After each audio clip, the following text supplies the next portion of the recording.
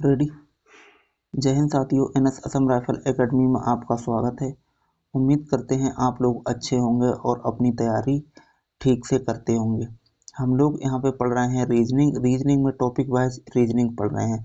हमारा चैप्टर चल रहा है कथन और निष्कर्ष, जिसमें से हम फर्स्ट क्लास इसकी कंप्लीट कर चुके हैं और आज इसकी सेकंड क्लास रहने वाली है।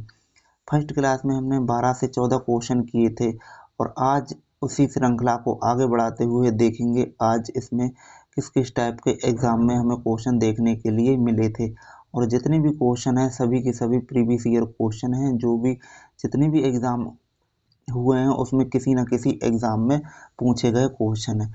इस टाइप के प्रश्न होते हैं जो कि हमें इनमें कोई भी शॉर्ट ट्रिक अपनाने की ज़रूरत नहीं है और ना ही इसकी कोई शॉर्ट ट्रिक है। ये केवल कथन होते हैं और निष्कर्ष दिए रखे होते हैं। कथन के अकॉर्डिंग ही हमें निष्कर्ष निकालना पड़ता है। हमें इसमें अपना मन मस्तिष्क बिल्कुल ही नहीं लगाना है कि इसमें से अगर भैया कथन में ये दे रखा है तो ये कैसे सत्य हो सकता है, ये बिल्कुल ही नहीं करना है। हमें कथन के अकॉर्डिंग ही हमें अपना जवाब देना होता है।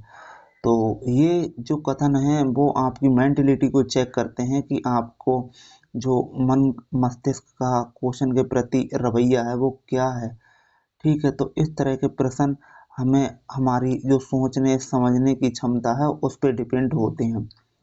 ठीक, इसमें जो भी जैसे कोई कहावतें वगैरह कही होती हैं वो पूर्णतः सत्य मानी जाती हैं और जितने भी सुप्रीम कोर्ट हाई कोर्ट के निर्देश वगैरह होते हैं उनको सत्य मान लिया जाता है।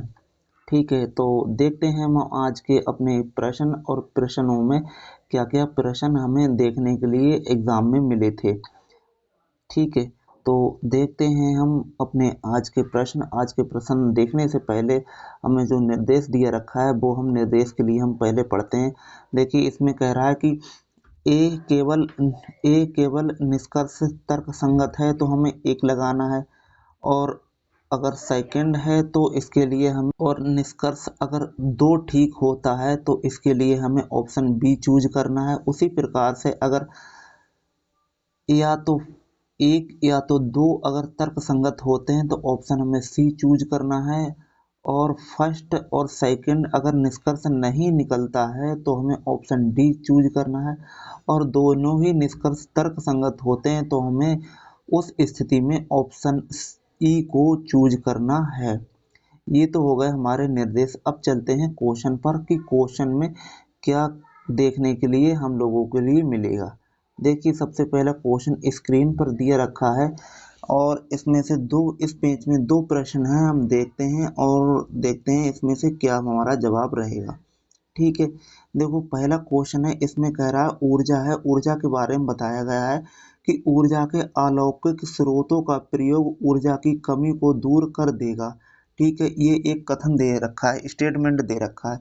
अच्छा, इसके निष्कर्ष कंक्लूजन दिए रखे हैं कि आधुनिक तकनीकी धीरे धीरे ऊर्जा के लौकिक स्रोतों का स्थान ले रही है।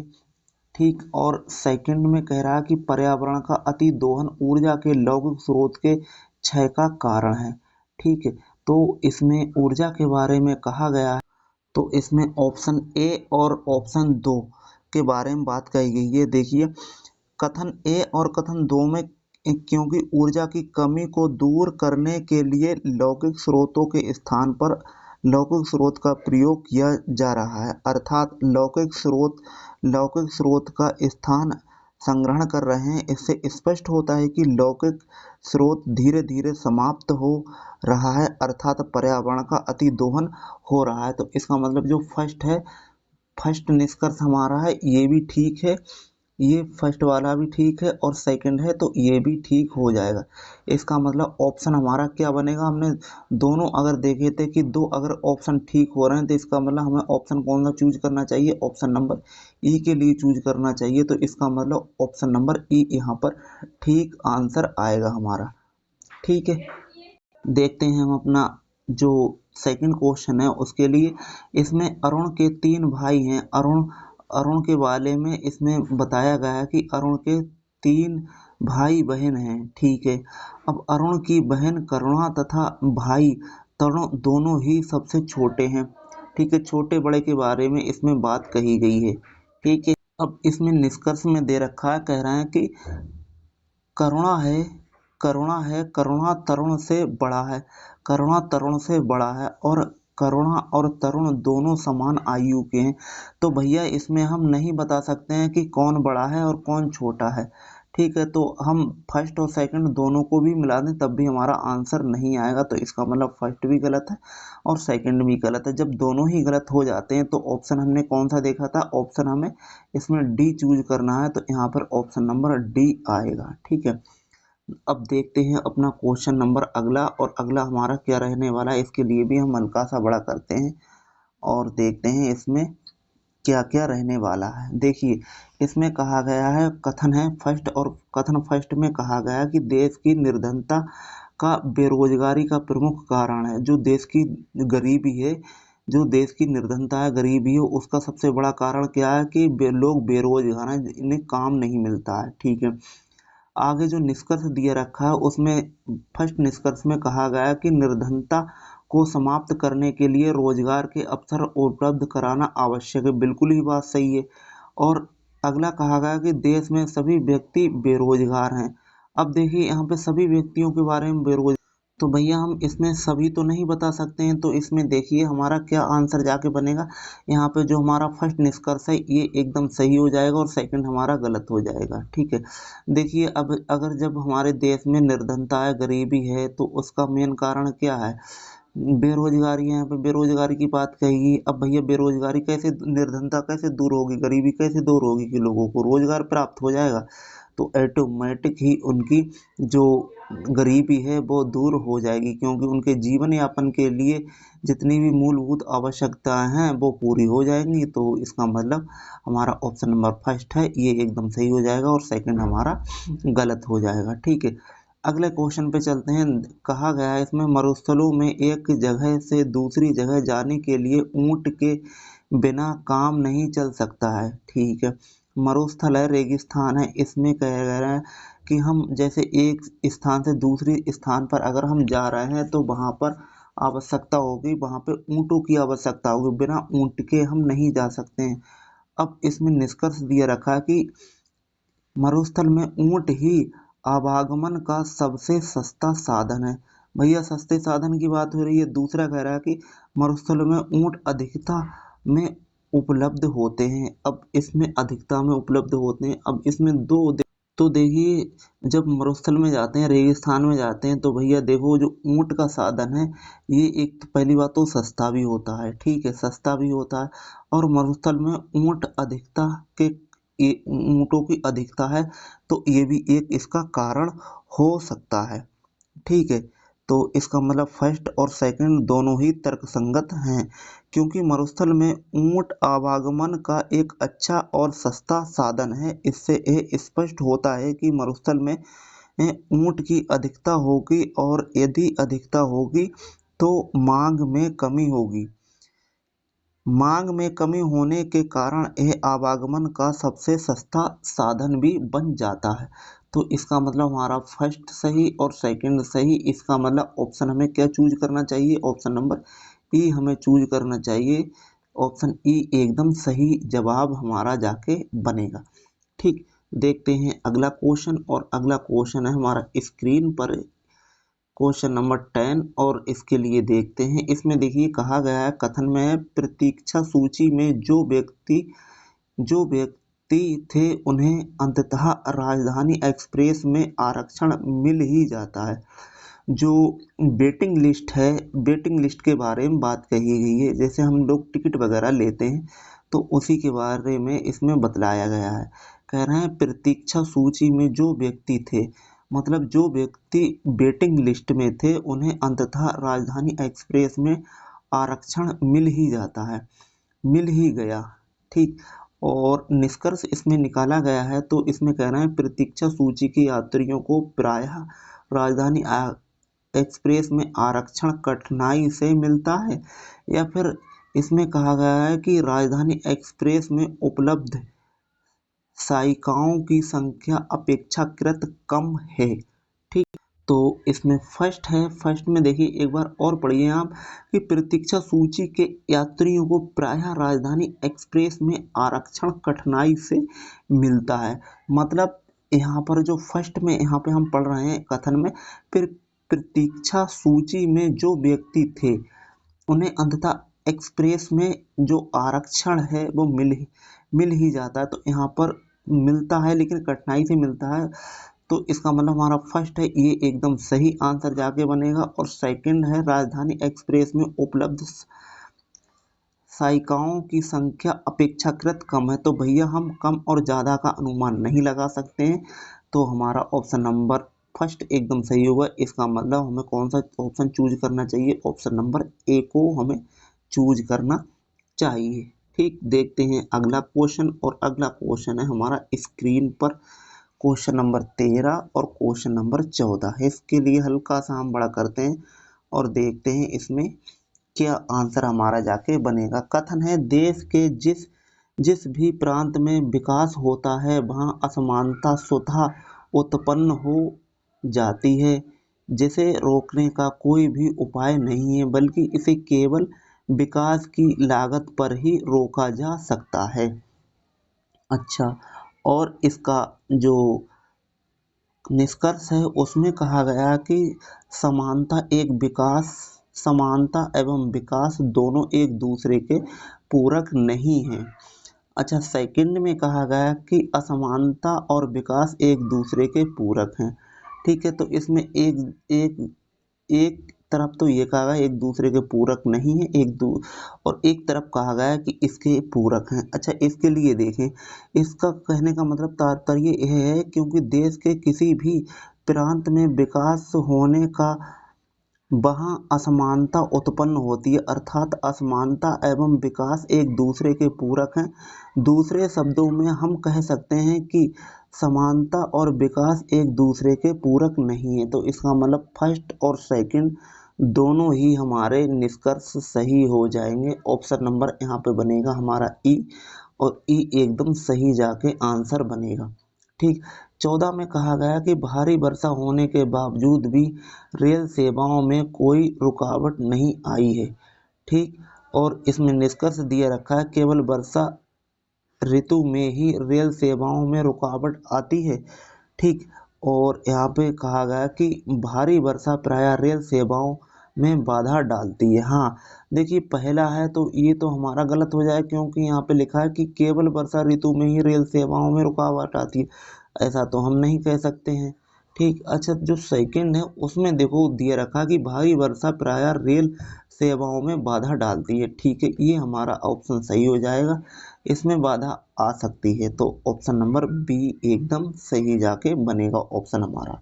ठीक, देखते हैं अगला क्वेश्चन, और अगला क्वेश्चन हमारा स्क्रीन पर रहा, ये हल्का सा इसके लिए हम बड़ा करते हैं, और अब ठीक है, अब आपके लिए क्लियर दिखता हुआ क्वेश्चन नंबर 15 है। क्वेश्चन नंबर 15 में कहा गया है कि फैशन कुरूपता का इतना असहाय रूप है कि हमें उनमें प्रत्येक 6 महीने के बाद परिवर्तन करना होता है। फैशन के बारे में बताया गया है। आगे कह रहा है निष्कर्ष में कि फैशन डिजाइन जनता की मानसिकता को इच्छा अच्छी तरह समझते ही नहीं है। और सेकंड में कहा गया कि प्रायः जनता न्यूनाधिक रूप से नवीनता के प्रति ग्रहणशील होती है। ठीक है, तो इसमें हम अगर देखें तो इसमें जो सेकंड निष्कर्ष है उसमें देखिए स्पष्ट कहा गया कि प्रायः जनता न्यूनाधिक रूप से नवीनता के प्रति ग्रहणशील होती है। ठीक है, तो इसका मतलब सेकंड तो सही है। अच्छा, पहले में कहा गया कि फैशन डिजाइन जनता की मानसिकता को अच्छी तरह समझते ही नहीं है। ठीक है, तो इसका मतलब पहला है वो आंसर रॉन्ग हो जाएगा, क्योंकि जनता प्रायः न्यूनाधिक रूप से नवीनता के प्रति संग्रहणशील होती है, जबकि फैशन डिजाइन जनता की मानसिकता को अच्छी तरह समझते हैं, क्योंकि यदि वे समझते नहीं तो परिवर्तन का कोई प्रश्न ही नहीं उठता। ठीक, तो इसका मतलब पहला हमारा रॉन्ग है, सेकंड हमारा राइट है। ऑप्शन नंबर यहाँ पे जाके हमारा बनेगा बी, और ये हमारा एकदम सही आंसर जाके हो जाएगा। ठीक, देखते हैं अगला क्वेश्चन, और अगला क्वेश्चन है हमारा क्वेश्चन नंबर 16। क्वेश्चन नंबर 16 में बतलाया गया है कथन में कि दिल्ली से कोलकाता के लिए वायुयान से यात्रा करना काफ़ी सुगम है। भैया दिल्ली से और कोलकाता के लिए हमें ट्रेवलिंग करना है, जाना है, आना भी है, और यहाँ से यहाँ तक हमें जाना भी है। इसी के बारे में बतलाया गया है।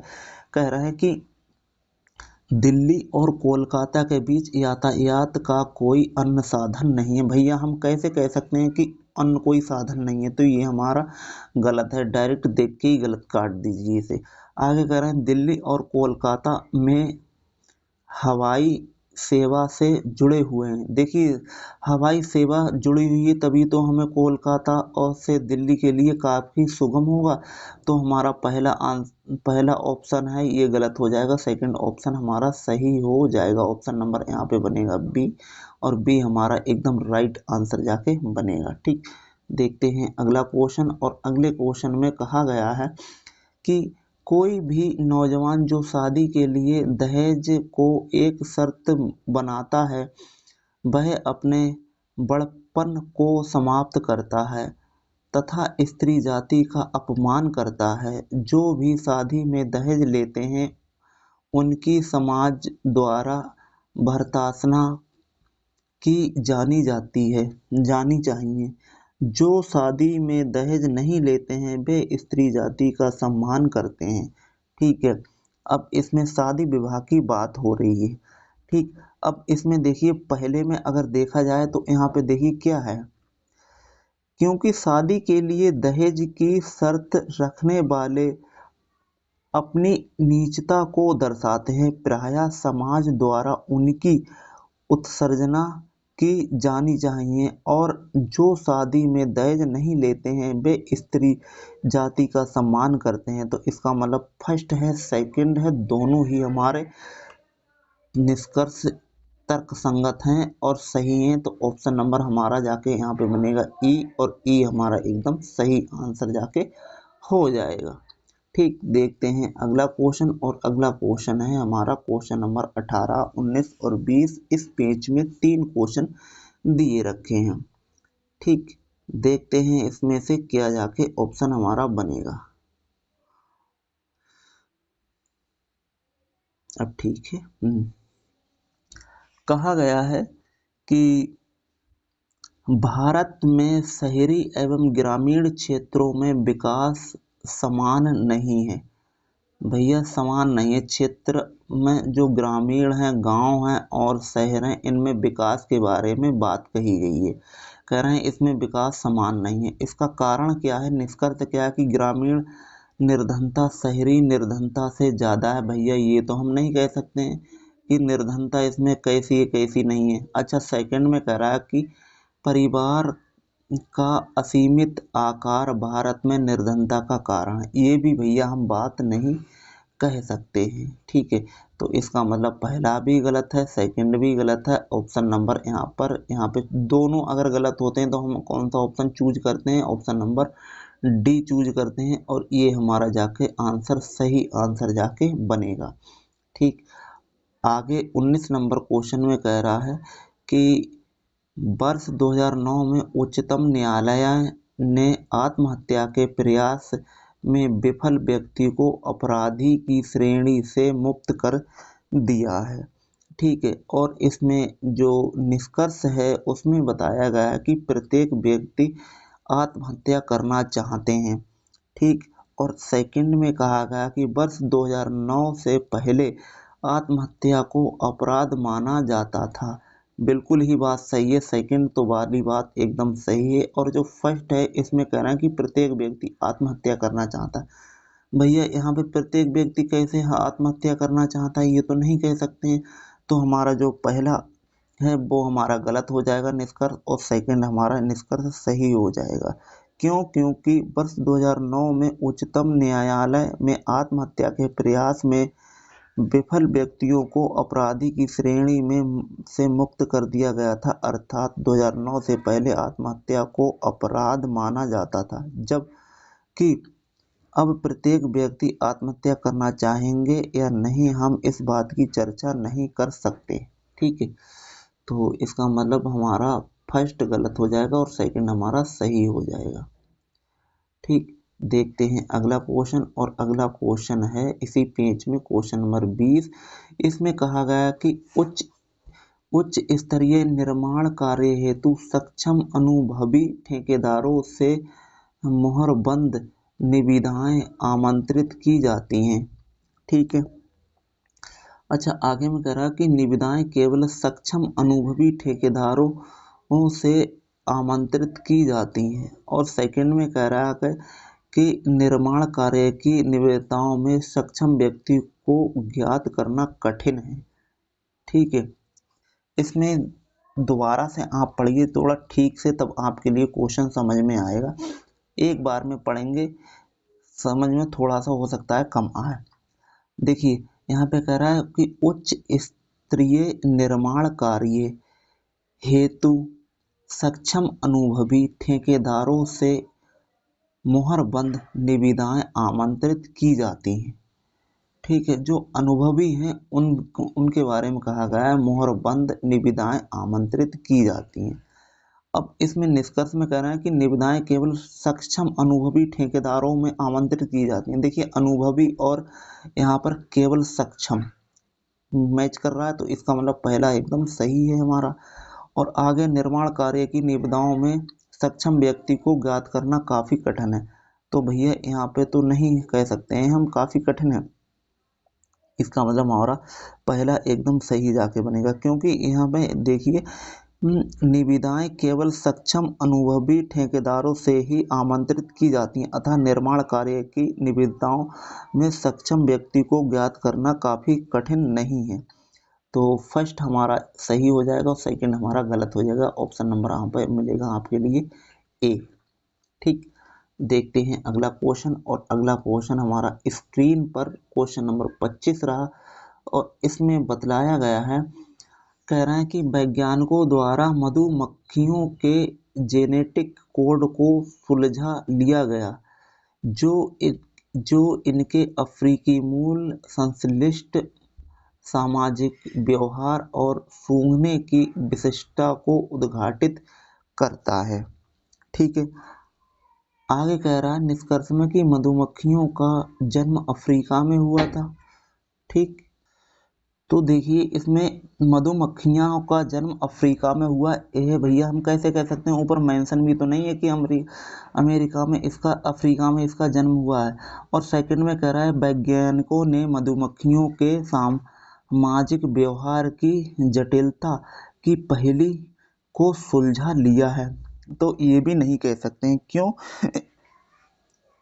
सॉरी, वैज्ञानिकों ने सिर्फ सुरांग पाया है, मूल्य स्थान के संबंध में कोई निश्चितता नहीं है। साथ ही उनके संश्लिष्ट व्यवहार को दूसरे निष्कर्ष में साधारणीकरण कर लिया है, अतः दोनों ही जो निष्कर्ष हैं वो क्या हैं, दोनों ही निष्कर्ष हमारे यहाँ पर ठीक नहीं बैठते हैं। तो पहला भी हमारा रॉन्ग हो जाता है, सेकंड रॉन्ग हो जाता है। जब दोनों रॉन्ग हो जाते हैं तो हम कौन सा ऑप्शन चूज करते हैं? ऑप्शन नंबर डी, और यहाँ पर डी एकदम सही आंसर जाके बन जाता है।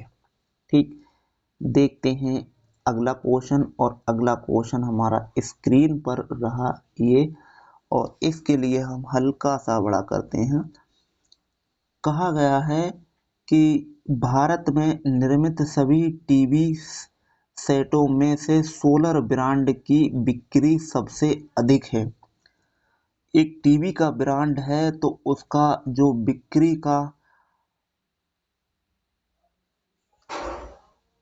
बिक्री के बारे में बतलाया गया है। निष्कर्ष में कह रहा है कि निर्मित होने वाले टीवी सेटों के सभी ब्रांडों की बिक्री की मात्रा ज्ञात है। आगे कह रहा है किसी अन्य टीवी सेट का उत्पादन सोलर के उत्पादन के बराबर नहीं है। भैया ये तो हम नहीं कह सकते हैं कि बराबर नहीं है, इसकी मात्रा हमें ज्ञात है, तभी तो इसे पता है कि बिक्री सबसे अधिक है, तो इसका मतलब फर्स्ट सही है और सेकंड हमारा गलत है। ऑप्शन नंबर यहाँ पे क्या होगा, ऑप्शन नंबर ए एकदम सही जाके आंसर बनेगा। आगे कह रहा है कि कथन है इसमें कठिन परिश्रम का कोई स्थापनापन्न विकल्प नहीं है। निष्कर्ष में कह रहा है कठिन परिश्रम सफलता की कुंजी है।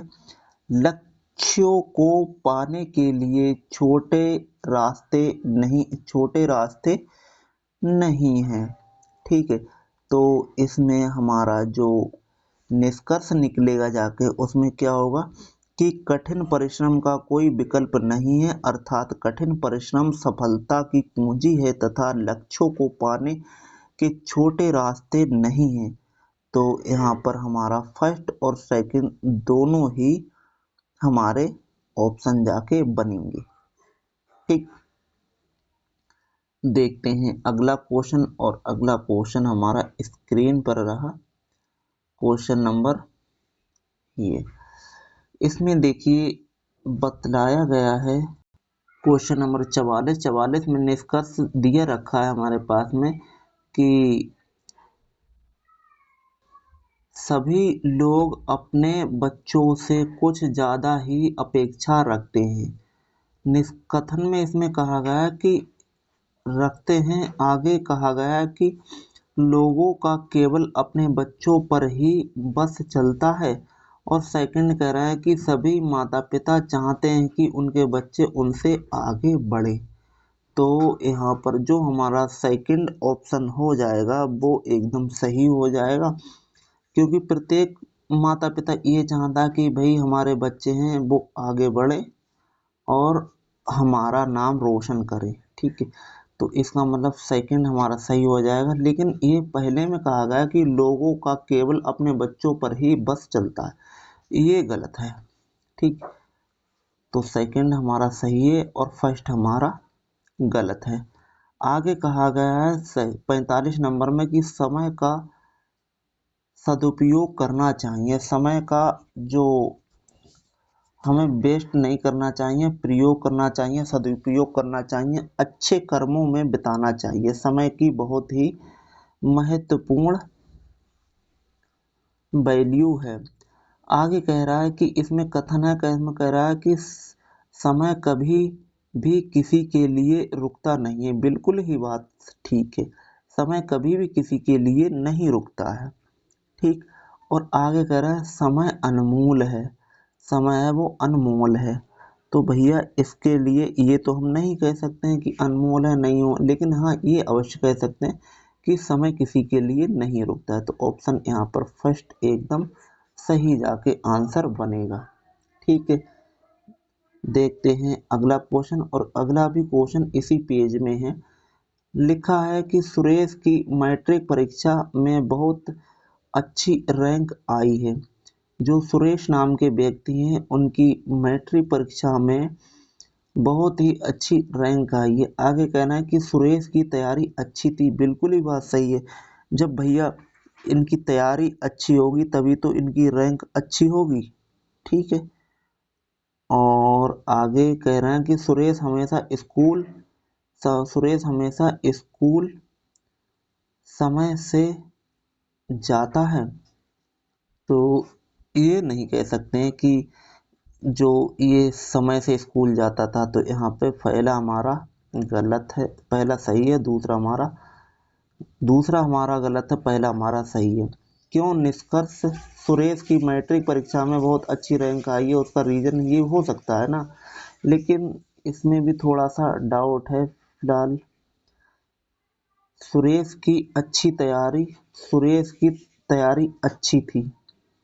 ठीक है, तो इसमें भी थोड़ा सा यार और पढ़ के देखें कि सुरेश की मैट्रिक परीक्षा में, हम इसके लिए एक बार और पढ़ते हैं कि सुरेश की मैट्रिक परीक्षा में बहुत अच्छी रैंक आई है। ठीक है, अच्छा इसका रीज़न क्या हो सकता है कि सुरेश की तैयारी अच्छी थी और सुरेश हमेशा स्कूल समय से आता था।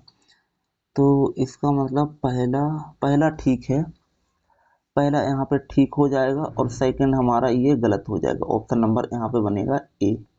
ठीक है। तो ये रहे आज के हमारे क्वेश्चन और हमने 2 क्लासों में ये क्वेश्चन अपने कंप्लीट किए। ठीक, अब आप चाहे किसी पीडीएफ से या फिर किताब से, बुक से, किसी से भी आप प्रैक्टिस कर सकते हैं। ठीक है, आपको इससे बाहर एग्जाम में क्वेश्चन देखने के लिए नहीं मिलेंगे, ये सबसे हाईएस्ट लेवल है। ठीक है, तो आप तैयारी चाहे किसी से भी कर लीजिए, लेकिन जब तक आप खुद ही नहीं पढ़ेंगे तब तक थोड़ा सा आपको दिक्कत होगा। क्यों? क्योंकि शिक्षक एक मार्गदर्शक है, चलना तो स्वयं आपको ही पड़ेगा। तो हम पुनः यही कहना चाहेंगे कि आप अधिक से अधिक अपनी प्रैक्टिस कीजिए, मॉक टेस्ट लगाइए। ठीक है, और बाकी तो सब ठीक है, चलता ही रहेगा। खेलते रहिए, कूदते रहिए, मस्त रहिए, स्वस्थ रहिए। और जो भी हमारे इस चैनल पर नए हैं, चैनल को सब्सक्राइब कीजिए, शेयर कीजिए, लाइक भी कर सकते हैं। आप एक बार कमेंट बॉक्स में ज़रूर बताइएगा कि आपको जो क्वेश्चनों की हमारी श्रृंखला चल रही है वो कैसी है। अपना कमेंट बॉक्स में ज़रूर ही जवाब दीजिएगा। तब तक के लिए धन्यवाद। जय हिंद, जय भारत। आपका दिन शुभ हो।